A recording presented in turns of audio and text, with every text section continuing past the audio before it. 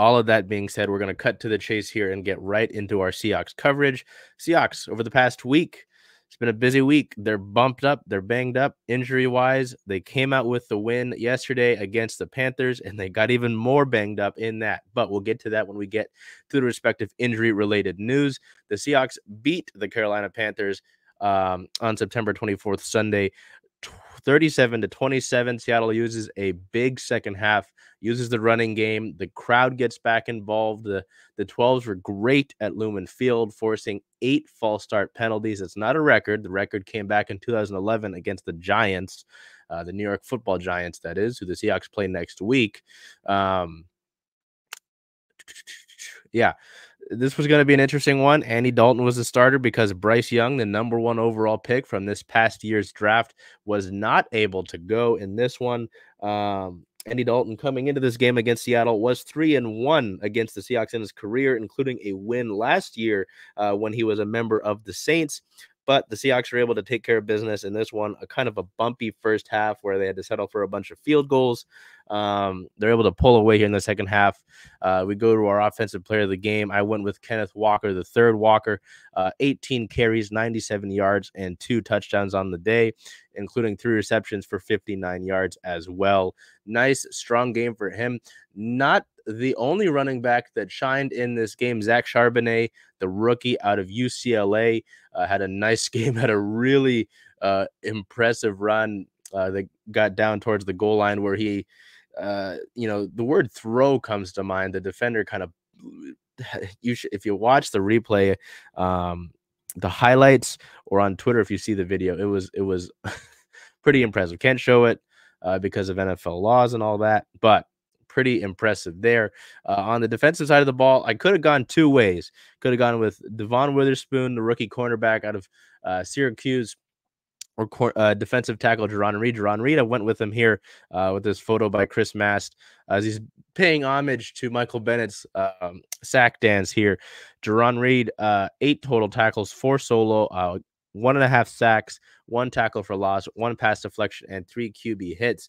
Now, Witherspoon drew a lot, especially when he was drafted, because it wasn't Jalen Carter. There were a bunch of fans who were a little upset Seattle didn't go with Jalen Carter because of the Seahawks issues along the defensive line. I understand that.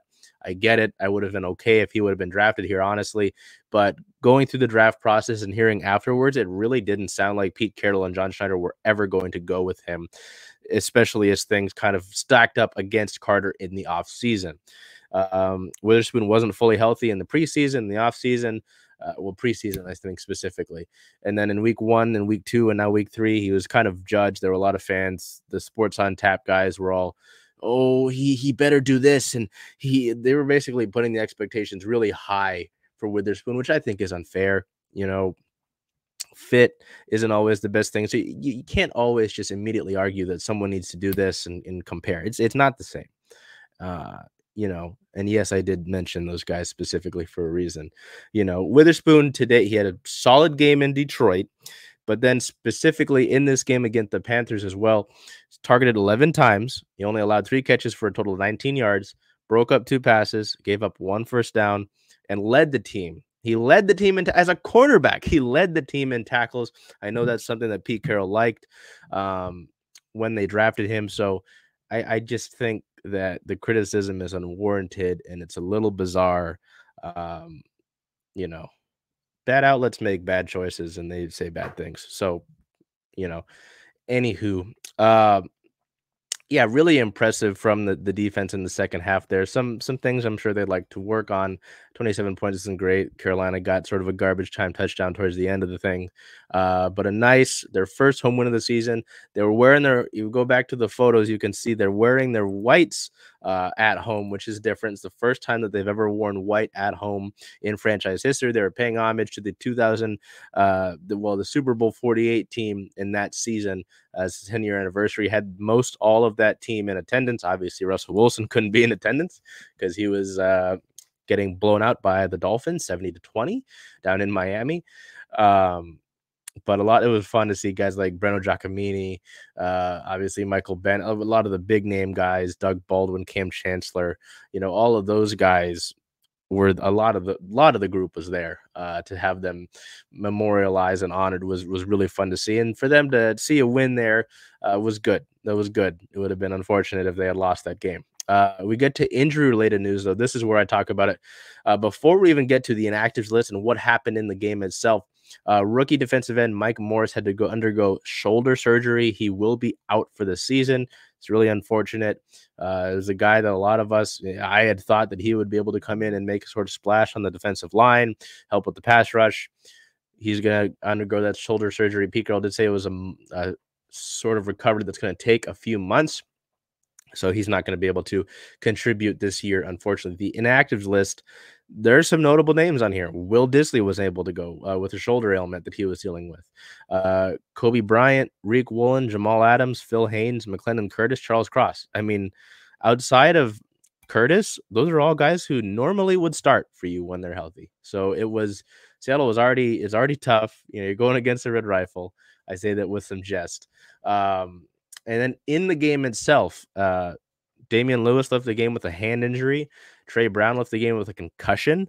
Darrell Taylor left the game with a leg injury. And then Dre'Mont Jones left with a hip injury. Reek Woolen and Jamal Adams are both expected to be able to go next week in the Monday Night Football game. We'll see. We get to team-related notes. On the 19th, Jamal Adams goes through the full week of practice, which is good. But didn't necessarily mean that he was going to be able to play versus the Panthers. Artie Burns was activated from the practice squad, signed to the active roster from the practice squad. Then we got some practice squad stuff. Cornerback Robert Rochelle and Matt Landers were released from the practice squad on the 20th. With Will Dissly dealing with that shoulder injury that I mentioned. Rookie tight end Brady Russell was signed to the active roster off the Eagles practice squad. As a corresponding move, the team released linebacker Tyreek Smith.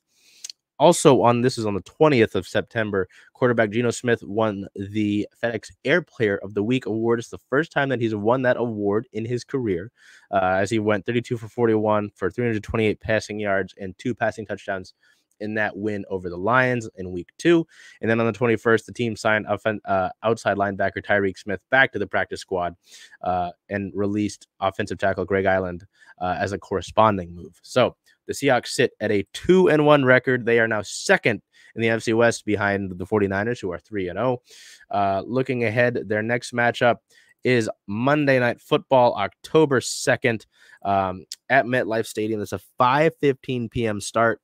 It is Monday Night Football, as I mentioned. Jamal Adams, Reek Woolen, both expected to be back. We're going to likely hear some more injury-related updates, probably even today, later in the day, from Pete Carroll and the Seahawks, just to hear about some of the guys who got hurt in Sunday's game.